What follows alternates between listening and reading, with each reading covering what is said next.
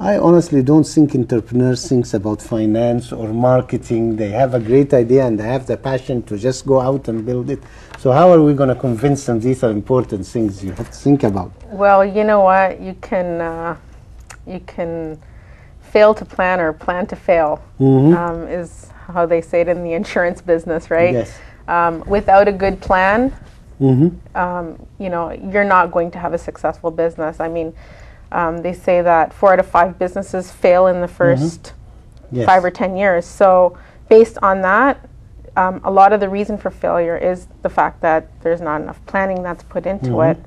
So some of the things that we've got on the website is how to put together a good business plan. We've actually had workshops around that, but the website has all that information and the criteria that's set as far as what we're looking for. If you're someone who's serious about putting together a business, you will be serious about putting together the plan, and that's what we want to encourage. Well, let me ask you, what would you say your key success factor in a year or 2 years from now? How are you going to measure your success?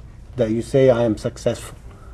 Is it by number of businesses that people start, or how are you going to measure it? You know, you have a great idea and, you know, you're on the right track, but, you know, we have to have a measure of success, otherwise, you know. There's no benchmark to improve upon. No, absolutely. For youth specifically, what we'd like to do is set a benchmark for our first year of operations, and then for the years to come, just improve on that. So being a first year of operations, we have this benchmark and we want to see, you know, how we perform based on that. And then once we establish that base, we can expand further. Are you finding young people are interested in this? Yes and no. I'll be honest with you. I find a lot of hesitation between the youth. This is something that isn't regularly communicated to our youth, so they find that initial hesitation.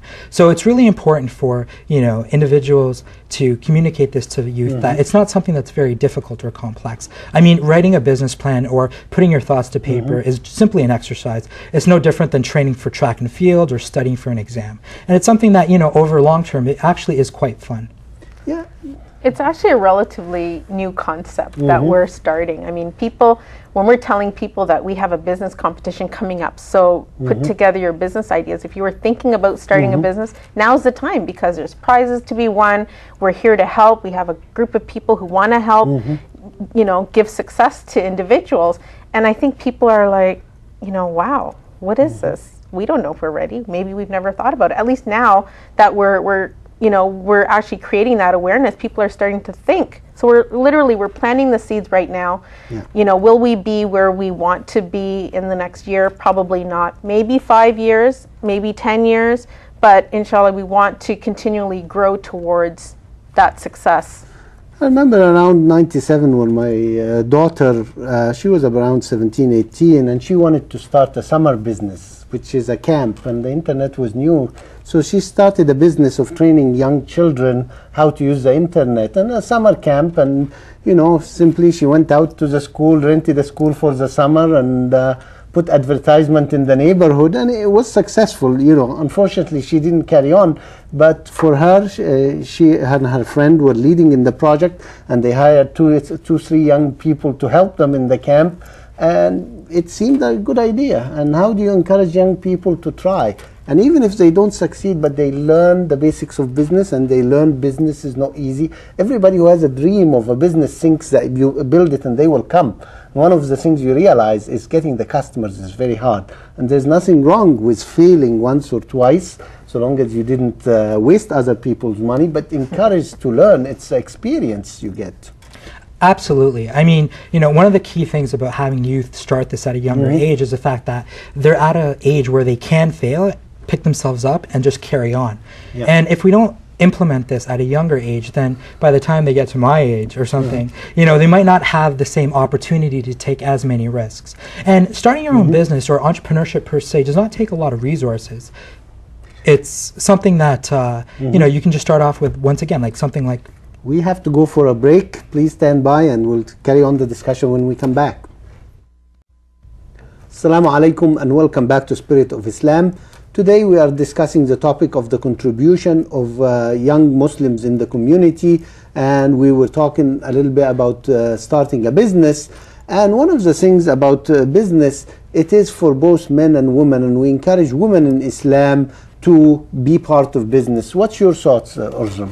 Oh, definitely. And we have the best of examples. The Prophet, peace be upon him's wife, Khadija, may peace and blessings be on her as well. You know, she was a businesswoman, and you know, she hired Prophet Muhammad, peace be upon him, to be part of her business. And you know, if that isn't an example, I don't know what is, because that's from our tradition. Yeah, and I think that a lot of non-Muslim authors have taken notice of the fact that the Prophet, peace and blessings be upon him, was very involved in business. Yes. And there's a book that I came across one day. I was at a business conference and someone suggested I read a book called Think and Grow Rich by Napoleon Hill, because I thought, you know, I'd become rich by reading it. And I started reading it, and basically the author studied the lives of several hundred people. Napoleon Hill studied them, and he came up with this different laws of success. One of them was persistence. And in that, he says that if you really want to be successful, you have to be persistent. And if you want a great example of persistence, read a biography of Prophet Muhammad sallallahu alaihi wasallam. So when I was reading that, I was like, hey, you know what? When you're in business, it really teaches you how to be a very religious person. Because a lot of us think that, oh, you know, we just have to go get a job and we have to work until we're 65 and that's our life. But if you think of it, being at a job, you don't have the same flexibility or freedom that you would if you're a business owner. One of the things I was discussing as business success with somebody, and he mentioned persistence, and he mentioned that, you know, that persistence is you always have to feel that success is around the corner. And then you go around the corner and you don't find it, but you always have to feel it's the next corner, it's the next step, and you should never give up. And he said the difference between success and failure is giving up, rather than you have to believe it's around that next corner, whatever that next corner is, and usually it isn't, but you never give up. And that's exactly what this book shows, and it was just talking about how anybody who's ever been successful is persistent, and the best example of persistence in mankind in like history is the example of our holy Prophet, peace and blessings be upon him. So, and that's what it really hit home to me, because I'm a Muslim. I was brought up a Muslim, but then when a non-Muslim author tells me that if you want to be successful, go back and read a biography of my very own Prophet, it just opened up my eyes to see how others who weren't even Muslim could actually gain value from the lessons. Did he point which biography should we read? Because there's a lot of biographies out there. If I remember correctly, he did. I believe it was one by Asad Bey, if I'm not mistaken. But again, like as long as you do read a biography, it's better than not reading a biography. But if you want to take a look at that book, it's called Think and Grow Rich. It's probably one of the best-selling self-improvement books of all time. So it's readily available in all libraries and bookstores and everything like that. But just make sure you do pick up the original edition. They have revised the 21st century edition, which they've taken out some of this stuff or revised it. But when I read that for the first time, it just blew me away. I've shared it with a lot of Muslims and non-Muslims alike. But it gives us a different angle of the personality that we put so highly in our religion.